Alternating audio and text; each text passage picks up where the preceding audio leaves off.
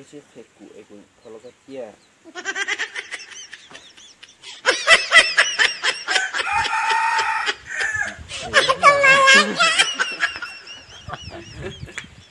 mất tao mất dễ sợ hàng cô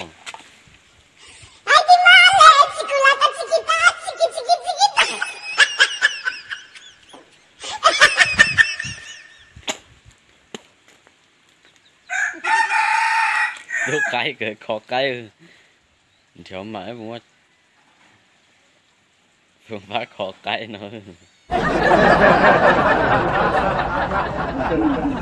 có cái trái cà mì nó sẽ dơ dù cái trái cà mì nó chứ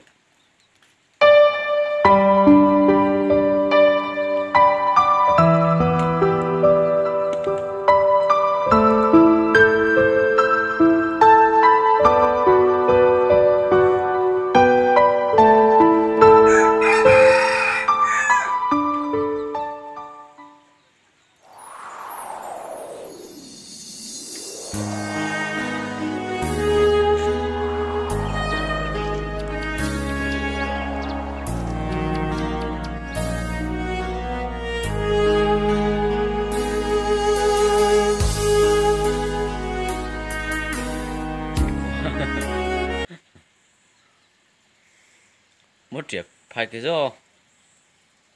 Wow, không có đến chuột ta.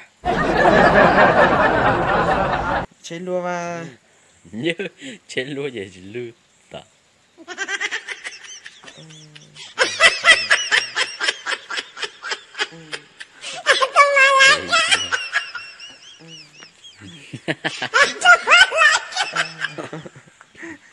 Chết rồi.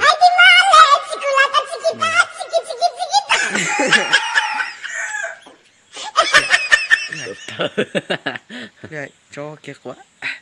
Cho kia quá.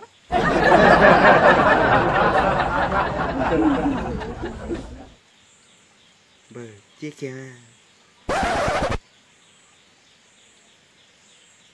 Ôi dồi. Cho hậu xe.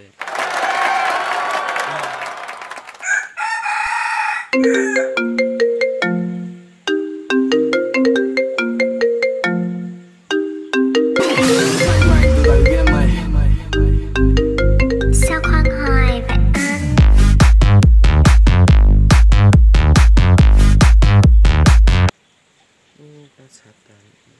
Phột kìa. Yeah!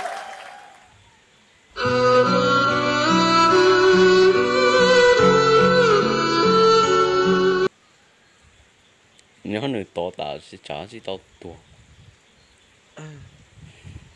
Họ đi xỉa ta những cái kể lệ.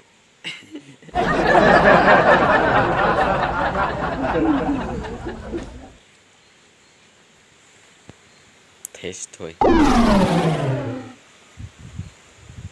Vừa xíu. Đã chơi chứ thôi. Bây giờ anh bắt đầu anh chỉ làm cái lọ không quan nhớ